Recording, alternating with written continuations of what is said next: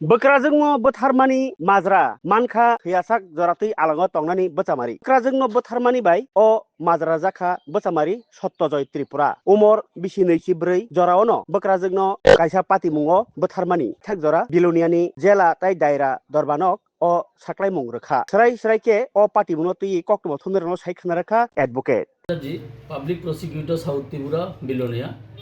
আজকে আপনাদের সঙ্গে আমি সাংবাদিক সম্মেলনের মাধ্যমে বলতে চাইছি যে আজকে আমাদের সেশন জাজ দায়রা বিচারক গোবিন্দ দাস একটা হত্যা মামলায় একজন আসামিকে দোষী সাব্যস্ত করে তাকে যাবজ্জীবনের জেলের আদেশ করেছেন এবং তার জন্য 10,000 টাকা জরিমানা ঘোষণা করেছেন। ঘটনাটা ছিল 29/9/2022 ইংরাজিতে। এটা সত্যজয়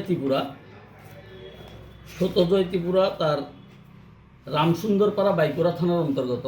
রামসুন্দরপাড়াতে সে তার শ্বশুরবাড়িতেই থাকতো। শ্বশুরবাড়িতে থাকা অবস্থায়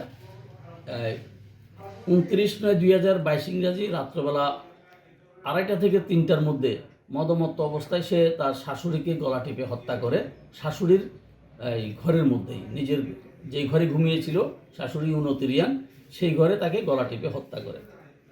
মামলা হওয়ার পরে সেখানের মধ্যে বাইকুড়া থানার ওমেন সাব ইন্সপেক্টর রুমান ওয়াতিয়া মামলার দায়িত্ব হাতে নেন। উনি মামলা তদন্ত করে 14 জনের সাক্ষীকে লিপিবদ্ধ করে উনি চার্জশিট দাখিল করেন সত্যজয় ত্রিপুরার বিরুদ্ধে। মাননীয় আদালত ওই 14 জনের মধ্যে 13 জন সাক্ষীকে লিপিবদ্ধ করেছেন, ওনাদের বক্তব্য লিপিবদ্ধ করেছেন, সাক্ষ্য গ্রহণ করেছেন।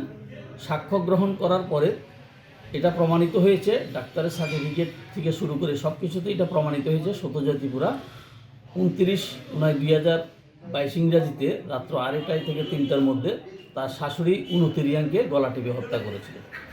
এই মামলা প্রমাণিত হওয়ার পরেই আজকে আদালত এই রায় ঘোষণা করেছেন, তাকে যাবজ্জীবন জেল এবং 10,000 টাকা জরিমানা দেওয়ার কথা বলেছেন।